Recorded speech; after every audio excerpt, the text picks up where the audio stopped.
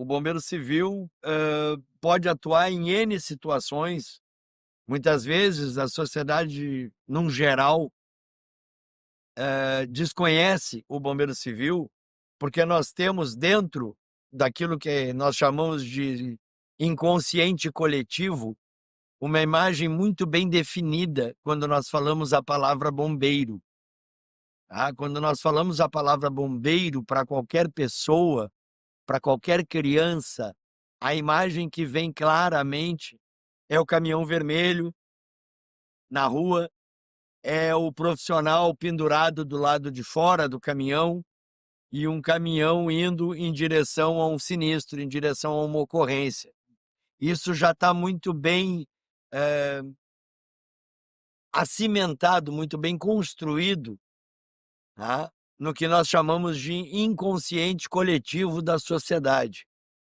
Porém, o bombeiro civil não é este profissional. Este profissional é o bombeiro militar. O bombeiro civil é aquele agente que vai trabalhar na área privada, que vai trabalhar dentro de uma indústria, dentro de um hospital, dentro de um centro comercial, em áreas de eventos públicos ou privados, tá? E tem como principal missão prevenir, evitar que ocorram acidentes ou sinistros. E, além disso, vai trabalhar na manutenção da vida e do patrimônio. Nós, bombeiros civis, é que damos o primeiro atendimento dentro dessas situações, áreas de evento, áreas de um jogo de futebol, um show internacional, né? Porém, e dentro das empresas, nós damos o suporte, tá? Junto ao pessoal da CIPA, né? Ao pessoal da segurança do trabalho. Nós é que estamos na linha de frente, na área industrial, para que não ocorram sinistros aqui e para que os profissionais que lá estejam atuando estejam devidamente capacitados, habilitados e utilizando os EPIs necessários. Não, vou te Para quem não sabe, é assim que tá Canoas. Onde é que a gente tá aqui? Mato Grande. Mato Grande, Canoas. Mato Grande e Canoas, o bicho tá pegando. Tá, mas os cachorros é de vocês. Dois os outros é que... É cachorro da apareceu rua, de cachorro da rua. Então eles não vêm, né? Jogou, né? Não, são mais... tem mais três lá que eu não sei de quem é. Durante as enchentes, muitos colegas se apresentaram livremente nas linhas de frente para atuar nos resgates, porque nós entendemos que vidas precisam ser salvas, ponto. Muitos desses que lá estavam, assim como a grande maioria da população que se apresentou no primeiro momento e fez grande parte do trabalho de resgate durante as enchentes, tá? Não tinham treinamento nem qualificação, mas tinham, acima de tudo, o entendimento de que precisavam atuar e precisavam agir. Bombeiro civil é muito assim, é muito missão. Nós entendemos que precisamos agir para salvar aquelas vidas que estão em risco, mesmo colocando a nossa própria em risco. Mas não somos também mais do que ninguém, nem temos nenhum poder especial, não, nós somos apenas homens e mulheres, pais e mães de família, que nos dedicamos, que treinamos, que nos capacitamos para poder estarmos prontos e aptos a qualquer momento para atender qualquer situação de risco. A ir para o Rio Grande do Sul, ajudar nos resgates das chuvas intensas. E agradecer ao seu Luiz Fernando que está liderando essa equipe. Parabéns a todos e que seja um momento muito importante, não só para nós, mas para toda a nação brasileira. Obrigado.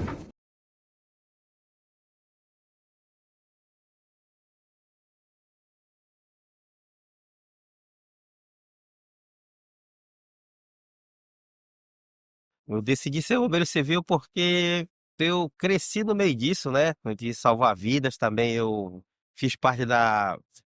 fiz parte do grupo de natação do meu estado, então, para mim foi uma coisa maravilhosa sentir no gol de você salvar uma vida, retirar alguém, fazer alguma ajuda, que faça com que tudo dê certo nesse momento, porque o primordial é esse, você ser um bombeiro civil, independente de ser bombeiro civil ou não, porque as vidas elas interessam, não importa a nacionalidade, credo religioso. A profissão de bombeiro civil surgiu para mim há quase 11, 12 anos atrás. Apareceu na minha vida através de alguns amigos que são bombeiros civis e que trabalham no shopping, no Barra Shopping, trabalhavam à época no Barra Shopping aqui em Porto Alegre. E me apresentaram essa profissão, eu desconhecia, não tinha ideia da existência dessa profissão. O servir, eu acho que sempre foi uma coisa muito natural na minha vida, eu sempre gostei de poder prestar um serviço, de poder auxiliar alguém, de poder estar apto em condições de ajudar. Então, eu vi no Bombeiro Civil uma forma nova, uma forma diferente de poder atuar dessa maneira. O nosso papel de bombeiro civil ali na sociedade, eu acho que foi muito importante, porque mostrou que a gente está apto para tudo o que vier. O bombeiro civil, ele não tá apto só para ficar num evento parado. Se caso acontecer alguma coisa, nós estamos ali. Não, isso aí fez provar para nós mesmos que nós somos capazes. Falando sobre o bombeiro civil e qual a sua importância dentro de uma sociedade, entendo que o bombeiro civil, antes de tudo, é um multiplicador de conhecimentos. Nós temos a missão de prevenir, né? Nós somos agentes prevencionistas. Então, nós atuamos para que não ocorram os sinistros, para que não ocorram os acidentes de trabalho, para que as pessoas não estejam com as suas vidas em risco. E qual a melhor maneira de atuar dentro da sociedade brasileira como bombeiro civil? No meu entendimento, eu creio que seja exatamente na parte educacional, seja a parte de multiplicar os conhecimentos que podem ajudar a salvar vidas, que podem ajudar as pessoas, no geral, a se prevenir para que não venham a correr riscos desnecessários. Infelizmente, a nossa sociedade ela é reativa, ela não é preventiva. A sociedade brasileira há muitos anos vem com essa formação de reatividade. Nós esperamos um sinistro acontecer, nós esperamos um acidente de grandes proporções ocorrer, para que aí pensemos em algo que seja, que traga um pouco mais de segurança, quando na verdade nós temos que pensar preventivamente. E aí entra o bombeiro civil, como esse agente preventivo, como esse agente prevencionista, para que não ocorra situações. A importância de um bombeiro civil faz a grande diferença, né, na população. Quando eu olhava assim para o lado, tinha 4, 5 colegas ali comigo. Nas outras cidades também. Nossa, o número de bombeiro civil foi gigantesco. Assim como a população também estava ali resgatando, né? Foi gigantesca. Mas nós temos o preparo, né? Para que a gente possa, né, fazer um resgate de grande proporção, vamos dizer assim. Então daí eu digo, a gente conseguiu com o que nós tínhamos. O que eu tinha? A minha mochila de APH e a minha corda de resgate. E não por isso eu iria deixar de ir ali e ajudar. Foram dias e noites, da manhã à noite. Sobre as questões de ser e estar São dois verbos que eu gosto de utilizar muito, porque em qualquer profissão, em qualquer área, nós temos aquele profissional que é o ser, e aquele profissional que está exercendo uma função. E ser bombeiro difere muito entre ser e estar, porque podemos até encontrar profissionais que são bombeiros, mas encontramos também profissionais que estão bombeiros por N motivos. Cada um tem o seu, mas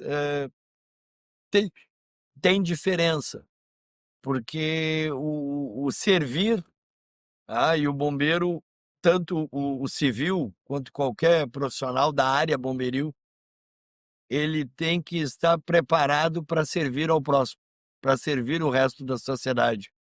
A nossa missão é essa, é servir ao outro, né? Então isso passa muito por uma questão de educação, uma questão de princípios e valores que a gente traz de casa, que a gente traz de formação, de criação, e não tem como tu não ter isso, se tu traz isso carregado na tua criação, na tua formação. Então, o que me tornou ser bombeiro civil, eu acredito que seja isso. Seja a educação que eu recebi em casa, seja os exemplos do meu finado pai, da minha mãe, da família, da importância de ajudar ao próximo e estar sempre pronto para ser o melhor possível, para ajudar quem tiver uma necessidade maior do que a que eu estou tendo no momento.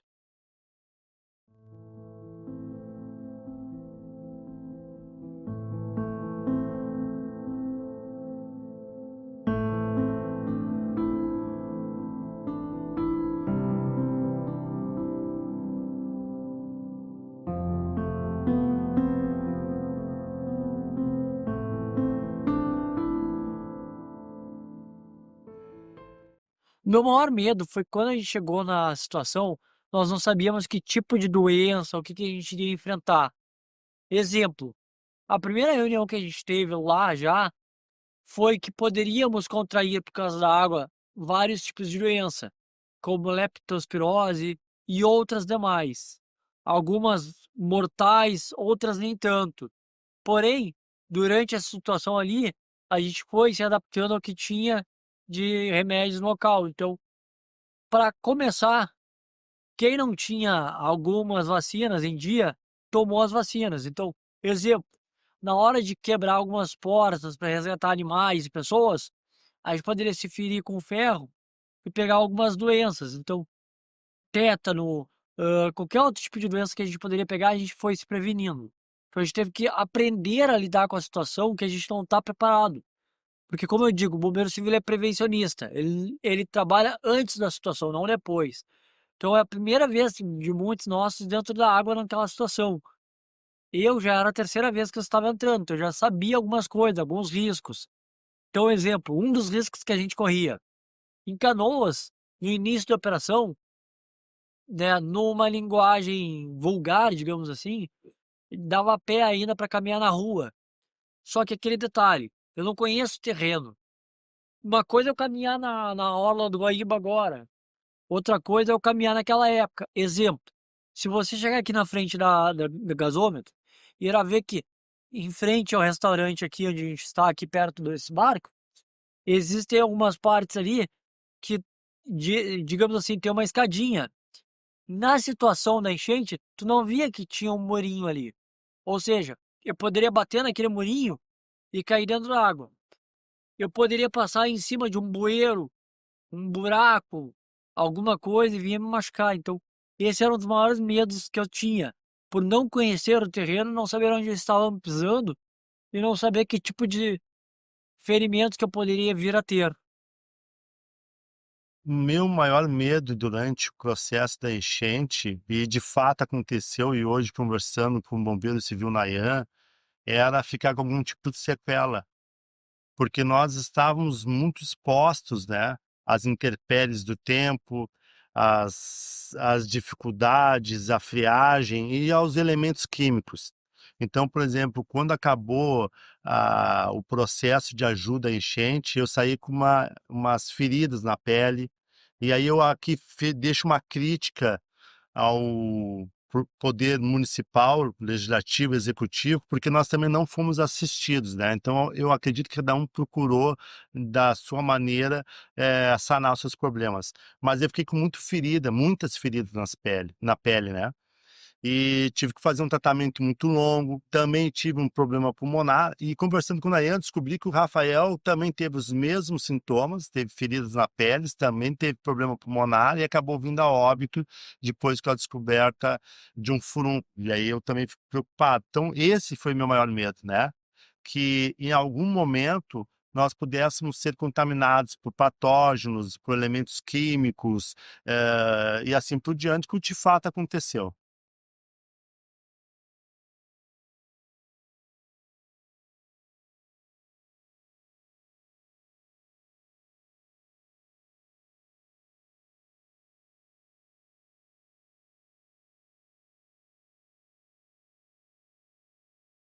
Porto Alegre tem uma lei municipal que exige a presença de bombeiros civis numa série de situações, numa série de locais. Mas, infelizmente, o que nos falta em Porto Alegre para que essa lei vigore, tá, e melhore a condição preventiva da sociedade porto-alegrense, é que nós não temos um sistema de fiscalização. O legislativo, se me permite uma explicação rápida, pessoal, o legislativo tem a missão de legislar, de criar a lei, e o executivo tem a missão de executar. A Câmara de Vereadores de Porto Alegre, em 2018, criou a Lei do Bombeiro Civil, que é a 12.413, e ela está redondinha.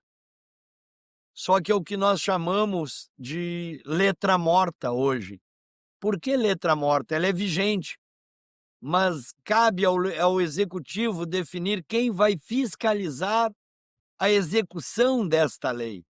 E o executivo, à época, não fez.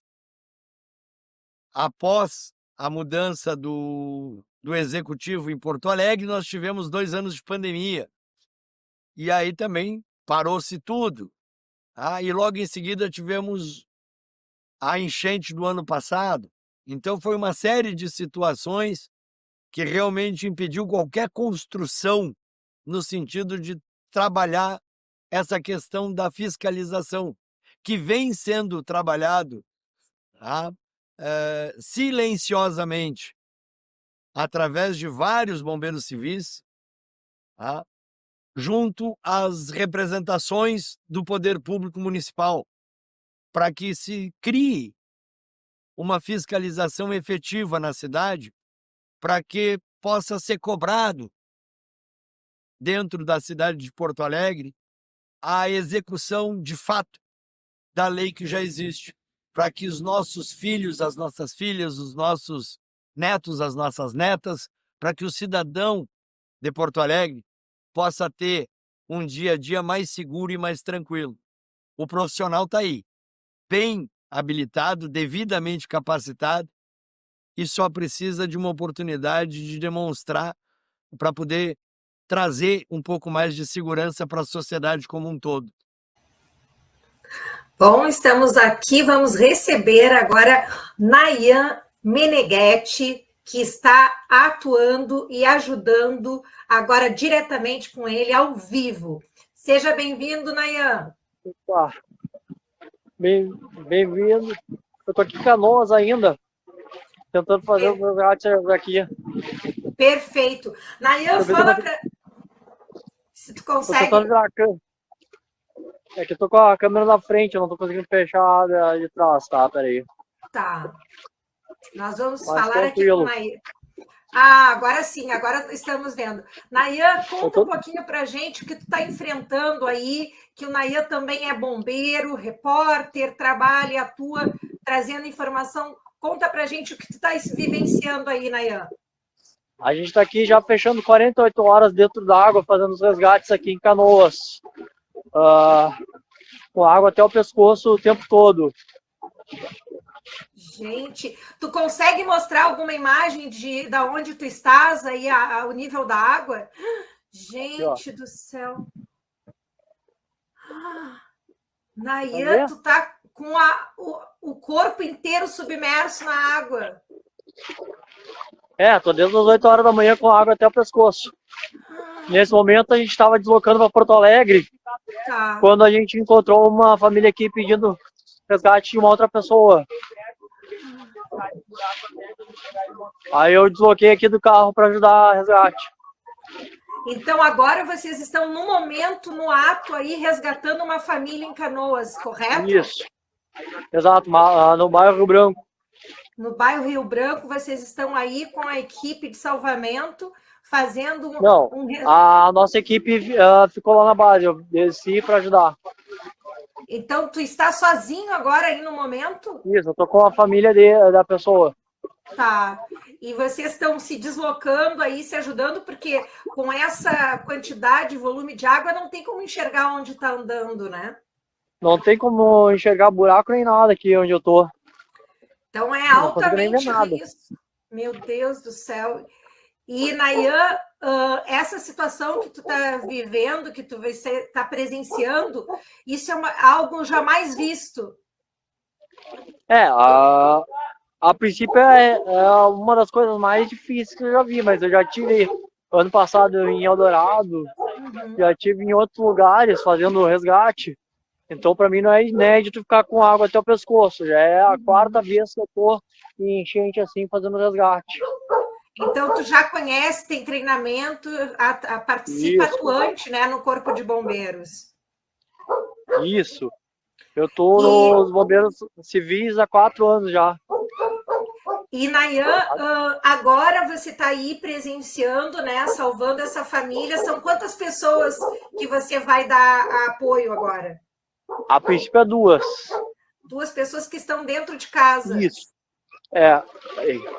Deixa eu pegar o cachorro aqui. É aqui nessa casa? Eu tô vendo aqui. Um aqui e o outro ali. Não, mas ali ele vai pra lá, ele sobe lá, É. outro. Não. Tem alguém em casa? Agora no momento a gente tá tentando descobrir. Nós temos acompanhando com o Nayan um resgate ao vivo aqui, direto com o Nayan em Canoas, no bairro Rio Branco, né, Nayan? Vou tentar chegar agora na casa da família. Estamos chegando na casa da família agora. Tá. Bom. Tá. Eu sei que agora você vai precisar ir fazer o atendimento com a família, né, Nayan? Tá. Fica difícil de falar aqui ao mesmo tempo de... Sim, para poder atender. Mas agradecemos a tua participação, trazendo esse registro. Eu vou tentar dar uma mostrada melhor aqui na rua. Perfeito. Mostra aí, Nayan. Tá conseguindo ver? Sim, meu Deus do céu, completamente tomado pela água. Aqui, ó, como é que tá a casa. Completamente tomada pela água, Nayan. E essas famílias ainda tem pessoas dentro dessas casas. Aqui tem pessoas ainda. Meu Deus do céu. Cheguei na casa aqui. Agora eu vou fazer o resgate aqui e depois eu falo melhor. Tá? Perfeito. Quando eu chegar em Porto Alegre. Perfeito. Quando chegares em Porto Alegre, entre em contato para a gente trazer também em algum lugar que você esteja aqui em Porto Alegre. Obrigada. Tá, valeu. E obrigado, até a próxima. Força aí para essas famílias aí, com o teu apoio aí. Muito obrigado, Nayan. Valeu. Até mais. Obrigado. Até a próxima. Até a próxima, Nayan. O momento mais difícil dos resgates foi a falta de marcação, a falta de lugares, a falta de conhecimento da região, porque a gente não sabia para onde é que estava indo. Quando chegava à noite, a gente não tinha luz, a gente não tinha conhecimento local. Exemplo, eu nunca tinha entrado em Matias Velho, em Canoas. E naquele momento eu estava num barco dentro do Matias Velho. Então, aquela situação, eu não conheço ali o local, eu não sei aonde entrar, aonde sair, eu não conheço rotas de fuga. A exemplo, Porto Alegre eu conheço. Se eu entrasse no centro, eu sabia para onde ir.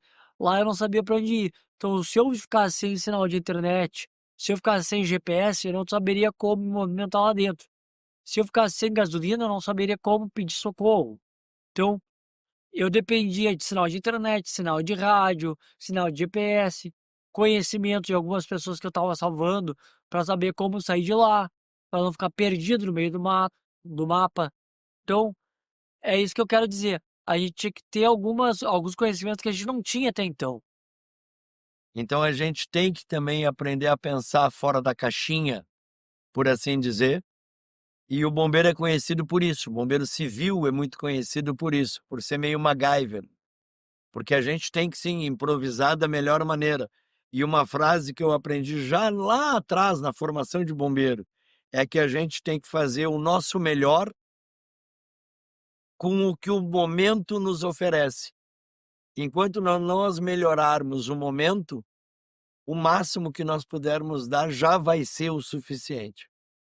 Eu acredito que, como o Paulo Antunes, muitos bombeiros falaram, o povo, pelo povo, acabou suprimindo todas essas dificuldades. Mas eu, como militar e militar de operações especiais, eu vi a falta de coordenação pública in loco, no local, para que as coisas acontecessem de uma maneira mais adequada, né? Faltou assim, até porque o Brasil, o Rio Grande do Sul nunca tinha passado por um evento dessa magnitude e eu vi que a estrutura pública municipal e estadual entrou em colapso.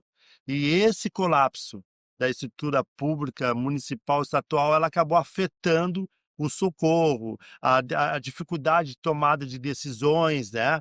Muitas decisões, por exemplo, eu e o Paulo Antunes, como alguns dos coordenadores, que era uma equipe de vários coordenadores que nós tomamos aqui dentro do gasômetro, foi completamente sem nenhum tipo de amparo do Executivo e do Legislativo. Ou seja, se alguma coisa desse errada, a responsabilidade seria nossa. Mas era aquela decisão tomada no momento de necessidade de ação que nós tomamos essas decisões em conjunto, muitas vezes com a Polícia Civil, com forças públicas de outros municípios e estados que estavam aqui presentes. O momento mais difícil, como eu falo, vou falar para vocês, a falta de recurso, a falta de logística, mas nós viemos pronto com o nosso recurso próprio, como os coletes salva-vida, trouxemos roupa New Prime, trouxemos muitos outros aparatos para ajudar aqui, porque é difícil, gente. Você entrar numa ação voluntária sem ajuda financeira de governo estadual, da esfera municipal, de tudo. Então, o Rio Grande do Sul ele abraçou nossa causa, assim como nós também, o povo amazônica também abraçou essa causa aqui de vir para o resgate, porque não seria justo nós que ter todo esse conhecimento sobre salvamento e resgate aquático que estava no Amazonas e olhar para o tempo e dizer assim, aquele povo precisa dessa força, aquele povo precisa do povo amazonense.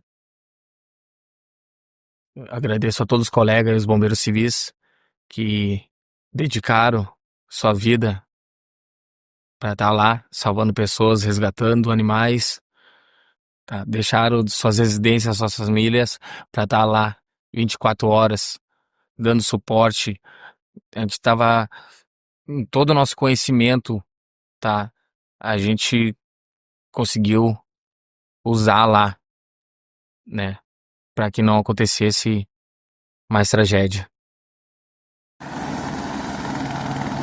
Aí, ó, como tá sendo o resgate aqui. Só assim, ó, pra resgatar. Tá foda. Olha lá. Olha aqui como é que tá a ponte. Vamos pra lá agora, né? Vamos pra água. Tá foda, pessoal. Aí, ó. Olha as casas, ó. Tá difícil. Olha isso aí, guri. Olha que loucura. Nós atravessamos o Guaíba pra vir na cidade aqui pra pegar criança, ó. Que loucura. Um ano depois das enchentes de 2024, nós ainda temos aqui em Porto Alegre marcas, como aqui no Paço Municipal.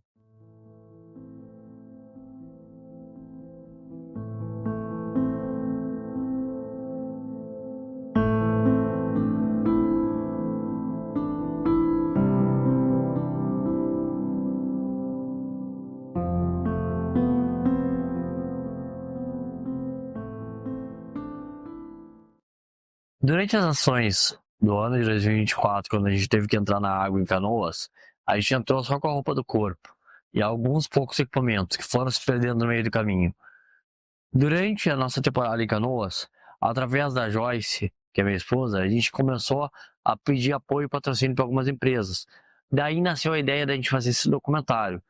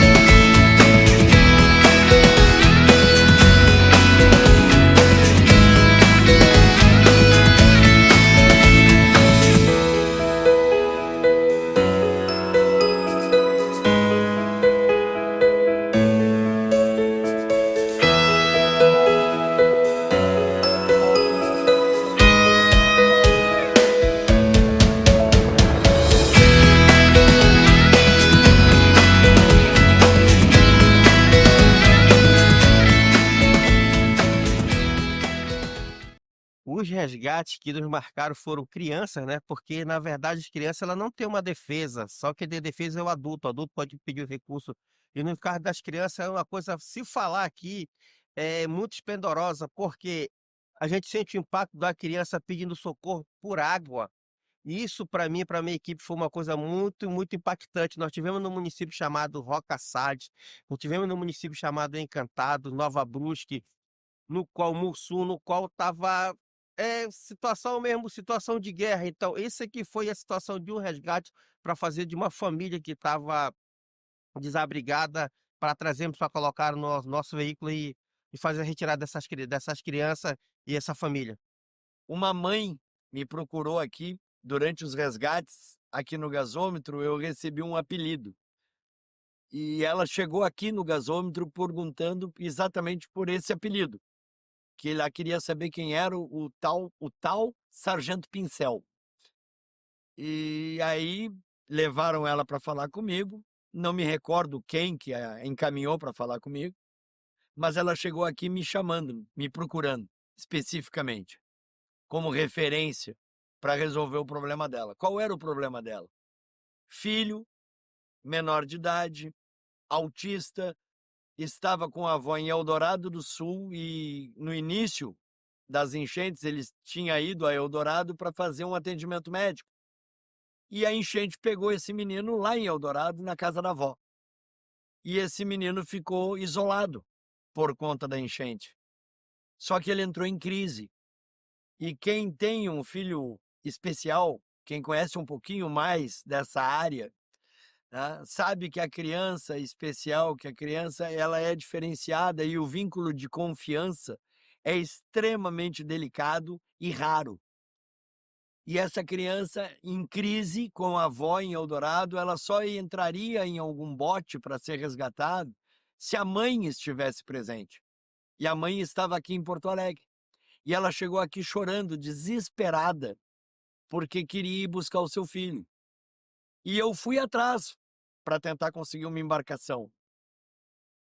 E recebi a informação de que a ordem, né, de quem estava comandando os resgates naquele momento aqui dentro do gasômetro, estava coordenando, que eram as autoridades do poder público, determinaram que ninguém voltava para Eldorado, só viria de Eldorado para cá. Então, não nos autorizaram a pegar nenhuma embarcação para levar essa mãe até Eldorado.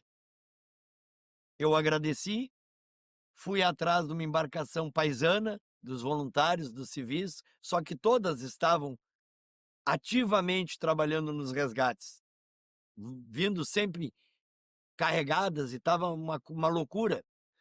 E aí eu vi um repórter da RBS que estava aqui fazendo uma cobertura, e aí eu levei a mãe e levei um outro voluntário, que era um empresário de Porto Alegre, que aqui estava, e perguntei se esse outro voluntário toparia a loucura que eu pensei, e ele disse que toparia.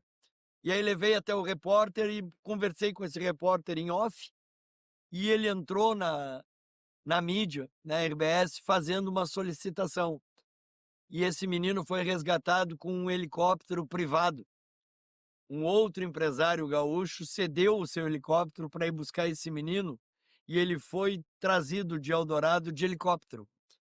E quando um dos representantes do poder público me questionou depois, perguntando exatamente assim: e aí, bombeirinho, conseguiu alguma embarcação para salvar o menino? Eu tive o prazer de dizer para ele: bah, não consegui.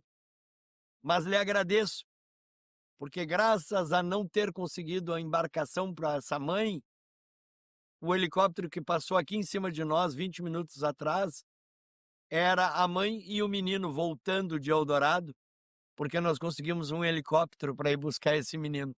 Então isso é um resgate que eu lembro e eu não vou esquecer nunca, porque realmente assim, eu não botei o pé na água nesse momento, eu não subi no helicóptero, mas eu consegui ter o start de tentar achar uma solução e buscar um caminho, e graças a Deus a gente conseguiu. Um dos resgates mais emocionantes, assim, para mim, que ficou muito na minha memória, foi no dia que, na verdade, a gente não conseguiu resgatar eles, porque eles não quiseram ser resgatados. A gente entrou em Eldorado do Sul, na Vila Delta, e, nossa, o cheiro era apavorante, era um cheiro muito forte mesmo. E a gente entrou na água e tinha muitas pessoas nas casas no segundo andar, e eu tive que subir uma escada para chegar no segundo andar. E era uma escada comum, né, de madeira, fizeram uma escada de madeira, prenderam por fora. Tinha um cachorro muito grande lá em cima, no telhado, tentou nos morder, tinham outros voluntários comigo, tentou nos morder.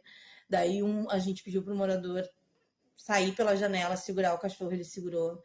Daí nisso, no que a gente foi olhar na janela para conversar com as pessoas, eu olhei assim muita garrafa de água, muita garrafinha daquelas de 500 ml de água. A gente olhava os olhos dos moradores, eles estavam com os olhos bem vermelhos, de leptospirose, início de leptospirose, né? E estavam bem doentes, tinha uma idosa também. E a gente tentou ao máximo conversar com eles e tentar fazer com que eles saíssem dali e fossem para um abrigo.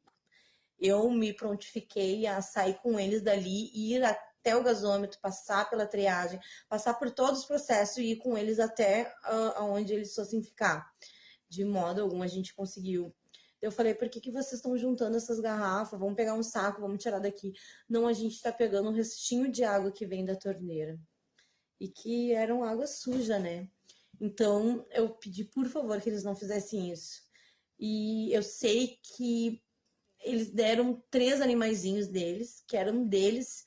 Eles disseram: a gente vai dar, porque a gente não tem como cuidar deles aqui. Isso me marcou demais, sabe? Eu podia ter caído do telhado, ter me machucado, mas de modo algum eu pensei nisso, eu só queria ajudar eles.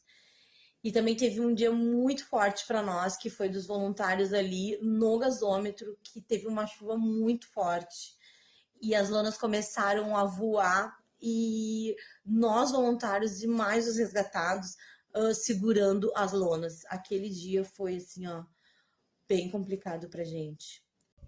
Eu acho que a que mais marcou, que mais foi quando fiz o resgate da minha família, né?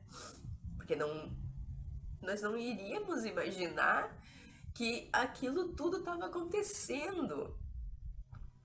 Eu nunca imaginei que eu ia ter que resgatar minhas irmãs, meus cunhados, o meu sobrinho.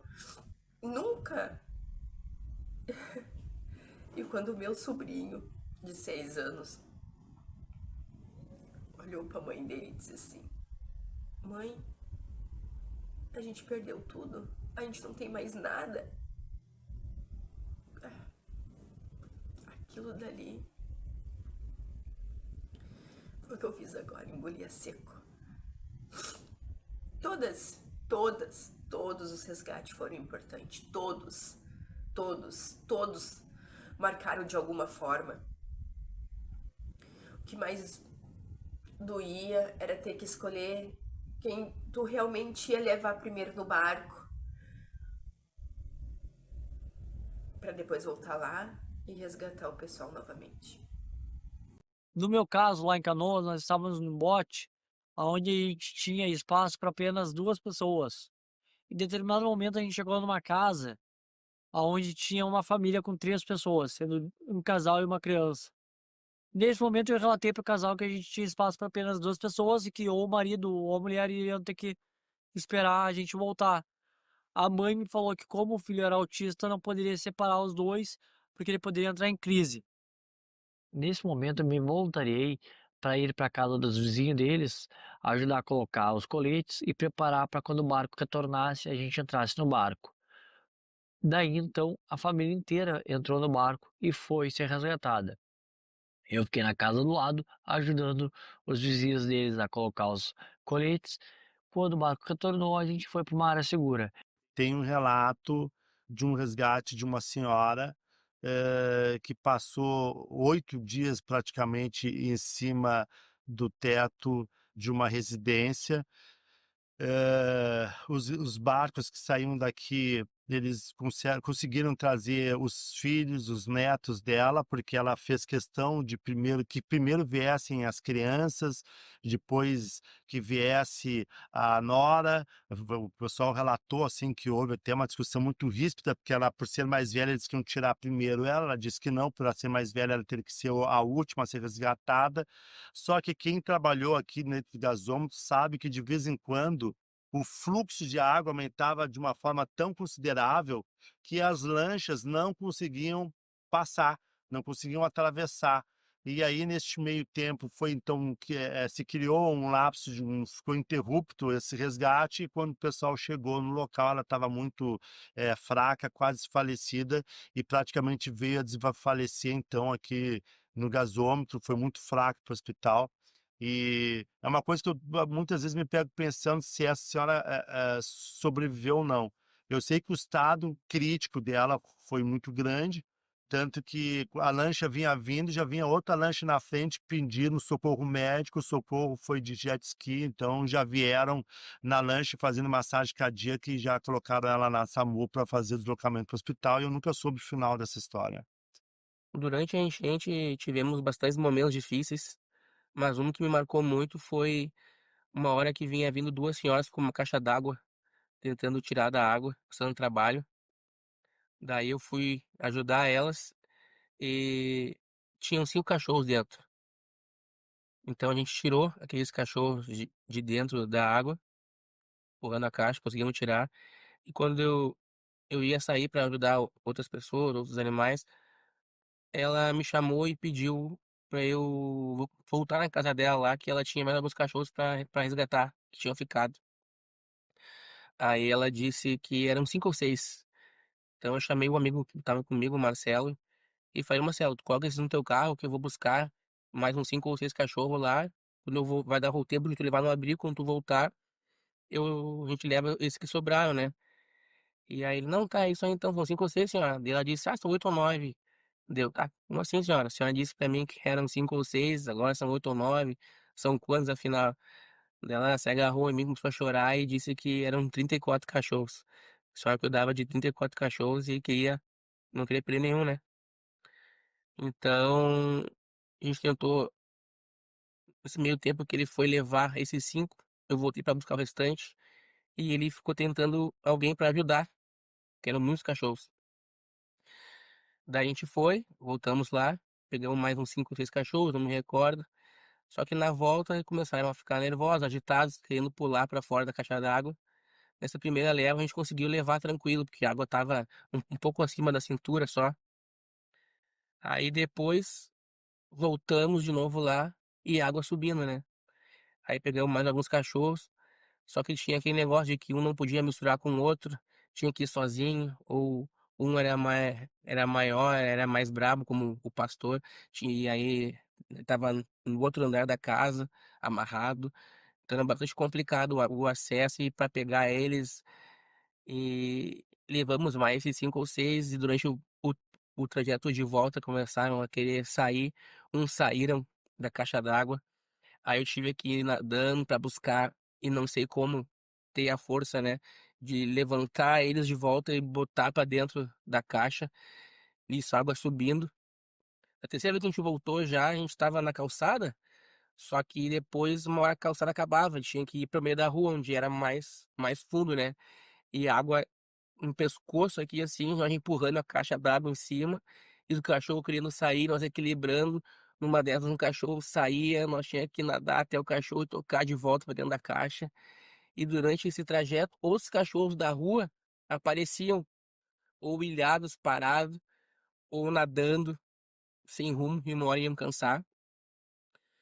Então eu ia botando mais cachorro pra dentro da caixa. E aí a gente fez esse trajeto umas 3 ou 4 vezes para pegar todos os cachorros. Só conseguimos no final porque apareceu um amigo de barco lá e se propôs a ir junto com nós para pegar esses cachorros que faltavam. Conseguimos resgatar todos os 34 cachorros dela e mais cachorros todos que estavam ali, que eram da rua ou de alguns outros vizinhos dela. E isso foi bem legal, porque quem me conhece sabe o quanto eu gosto de cachorro, né? Então é algo que marcou muito pra mim, que eu vou levar pra sempre e me sinto muito feliz por isso. Aí galera, ó, estamos indo para mais um resgate, tá eu, Bang, Maurício, Brunão aí. Vamos salvar a vida hoje, hein? Bora! Valeu! Muita Pessoal gente. de Joinville aí tá apoiando pra caramba. Yes. A meta é 100 vidas hoje, salvas, hein? Vamos dar. Vamos lá, gente, isso daí, vamos fazer a diferença. Aí pessoal, ó, acabamos de entrar naquela portinha ali, ó. Conseguimos resgatar mais... Quantas pessoas? Olha, foi essas duas aqui. 3. Que mais 4 gatos e 4 umas gatos, 4 pessoas. 4 gatos, um cachorro. Tudo certo? Aí, ó. Acho que foi umas 6, Aí. 7 pessoas, mais uns 4 gatos. A água estava batendo no pescoço quando nós entramos, né, Maurício? Tava embaçado. Aí a gente entrou com o bote. Gelada, você não tem noção do gelo. Entramos com o bote e aí a gente trazia um por um e ia trazendo aqui pro barco. Graças a Deus deu tudo certo, conseguimos pegar os gatos, cachorro, todo mundo. Nosso capitão lá, ó. Fica ligado. Tem que ver os bichos aí na frente. Glória a Deus! Vamos você? Vamos? Ah, que isso, Vamos cara. salvar você? Vamos! Coisa mais linda! Coisa mais linda! Vem cá, vem cá, vem cá. Opa, opa, tudo bem, tudo bem. Vem cá com nós, vem. Segura. Vamos? Não dá pra largar em cima desse aqui, tá, Léo? Larga no meu colo aqui que eu levo vocês. Vem aqui, vem. Vem aqui com nós, vem. Vem cá. Vem. Pronto. Esse aí é Pronto, grande. pronto. Não larga em cima desse aqui, tá, Léo? Pronto. Tudo bem?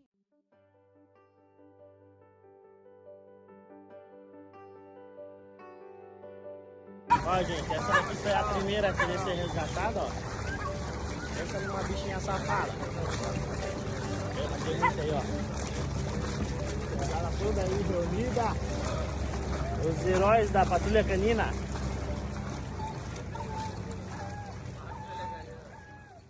Como eu falo, pra alguns a gente foi o herói, a gente foi a última opção de, né, de chance de ele sair vivo.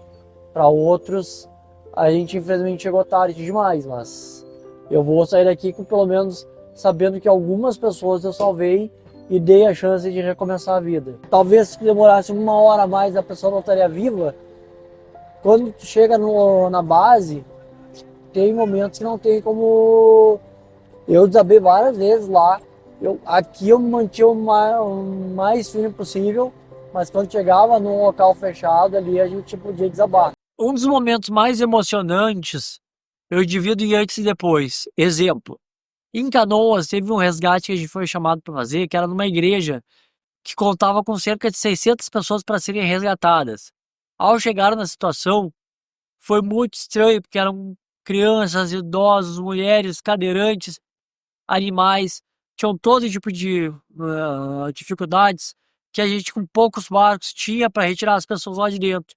Só que na igreja, Quem é que tá precisando de mão? quase 100 pessoas.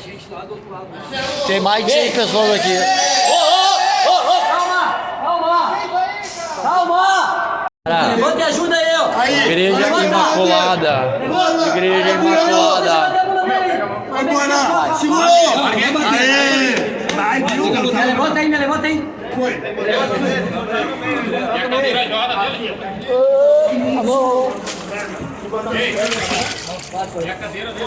A cadeira vai vir. Cara, se não vir a cadeira... Ei, pode ser.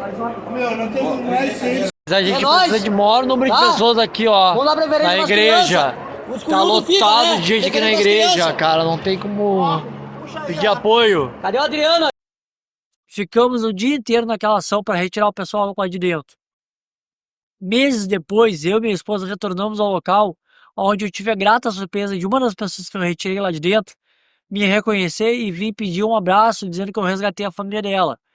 Esse momento foi muito emocionante, porque a gente não está acostumado a receber esse abraço e afeto de uma pessoa que possa dizer, olhar no teu olho e falar, você salvou minha família, você me salvou. Isso aí é uma coisa que a gente não está acostumado, que a gente não está preparado para isso.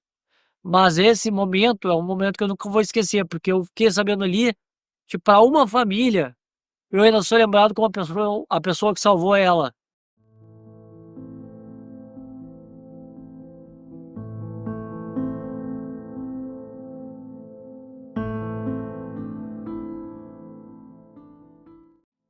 Teve cada bombeiro civil. Jogador de futebol, teve vários. Meu time, do Inter, do Grêmio, do Juventude, do Caxias, de cada time. Era uma cor só, era um time só ali. Não era eu, não, era nós. Não era nem eu nem vocês, era nós. E nós juntos mostramos força. E a gente só voltou, a gente estava unido. Ali a briga não era política, meu time, não, meu partido não era partido. Era a tua vida, importava pra mim. E a minha vida importava pra ti.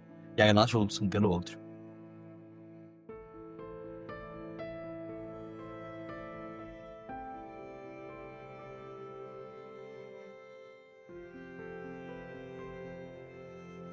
As crises nos traz dores, perdas, mas nos traz a oportunidade de fazer também uma cidade melhor quando se trata de proteção de cheias. Nós evoluímos muito nesse primeiro ano, né, no sistema antigo, e colocamos a cidade de pé, que está funcionando, que tem geradores nas casas de bomba, já estamos fechando comportas, fazendo muitas melhorias, obras em andamento, outras feitas e outras a ser licitadas. Agora, é claro que tem obras futurísticas que aí o estudo há de mostrar e como elas devem ser feitas, mas também há uma outra governança que é estadual e federal, que ela tem que ficar de pé, porque não há proteção de cheias apenas de uma cidade, tem que ser da bacia hidrográfica. Então, eu estou muito convencido que nós temos uma cidade mais forte, uma cidade mais unida. O gaúcho tem um traço fundamental, é a sua fortaleza, e nós juntos estamos recuperando a cada dia e fazendo uma cidade melhor. A minha mensagem pós-enchente para pessoas que estiveram lá dentro é que, como vocês viram, a gente não perdeu a esperança de salvar todo mundo e vocês não perderam a esperança de retornar para casa de vocês. É difícil retornar? É difícil. Que nem eu digo. Existem pessoas em Eldorado do Sul que a enchente de 2024 não foi a primeira, não foi a segunda. Foi talvez a quarta, a quinta, a sexta. Existem pessoas como moradores da ilha, moradores de Eldorado, de Canoas, que estão acostumados, que para eles enchente é uma vez por ano. Então, que nem eu digo, é difícil retornar para casa? É. Alguns de vocês perderam tudo? Perderam. Mas não perca a esperança. A gente pode voltar e a gente pode voltar melhor do que estava antes. Então, vamos lá, vamos levantar, vamos ter esperança que em 2025, 2026 a gente retorne com tudo melhor. Então, vamos se levantar, vamos batalhar e quem sabe a gente volte, que possa contar isso apenas como uma história do que a gente passou e que daqui a pouco seja uma história só para contar e mostrar o que a gente perdeu, mas que a gente está bem melhor hoje. A gente não pode desistir dos nossos sonhos. Não pode. Persista, mas não desista. Então, fica aqui meu muito obrigado por todas aquelas pessoas que confiaram no meu trabalho. Fico aqui Então, o meu agradecimento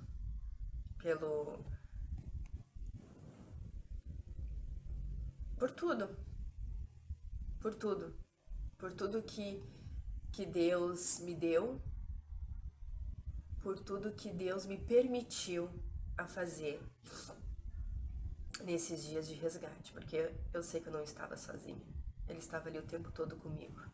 A mensagem que eu gostaria de deixar para a sociedade pós-enchente é que nós não perdamos, né, aquilo que nós aprendemos de uma maneira muito difícil, né, a fraternidade, a humanidade e a união, né? Essa enchente, ela nos fez relembrar valores muito importantes para a nossa sociedade que hoje está tão abalada com a falta de amor, de fraternidade, uma sociedade que nós vemos mães matando os filhos, filhos matando os pais, uma sociedade hoje que está em choque apológica, e naquele momento de dificuldade, naquele momento de sofrimento, naquele momento de caos público, nós tivemos todos irmanados, unidos de forma fraterna para lutarmos uns pelos outros. Ou seja, provamos que somos capazes, sim, de sermos diferentes, mas reconhecermos entre nós a humanidade e a capacidade de se amar com as diferenças entre nós. Sociedade, ajude os bombeiros voluntários de cada estado, porque através desses recursos de vocês ajudarem, que faz essa força, faz essa coisa primordial de você, bombeiro, você resgatar, você salvar, e saber que você tem uma importância no oceano infinito da sabedoria. Eu falo para vocês, gente, sociedade, povo, governo, esfera municipal, estadual e federal, ajude o bombeiro civil, ajudem, porque é disso que nós estamos forjados, através da nossa coragem, do nosso entendimento, em salvar e resgatar, e vidas importam. Então fica aqui a minha mensagem para que o governo, a mídia, as pessoas valorizem mais essa categoria tão bonita que é a bombeiros civis. Porque a gente nunca sabe quando a gente vai precisar. E quem não é mais bombeiro civil, ainda é bombeiro. Porque fica no coração, fica na alma. Até mesmo pessoas que não são, sentem isso. Como a gente viu na enchente. Muita gente ajudando os outros, pelo que a gente nem conhece. Então isso que é bonito. Então fica o recado e a esperança de que essa categoria seja mais valorizada aí, que a gente não sabe quando vai precisar, né? Tomara que custe, mas se precisar, estaremos prontos. A maior lição que eu carrego das enchentes e uma mensagem que eu deixo, que eu gostaria de deixar aqui para todos que nos assistem, é que o povo provou que se juntar um do lado do outro, ninguém derruba. Ninguém consegue segurar a gente.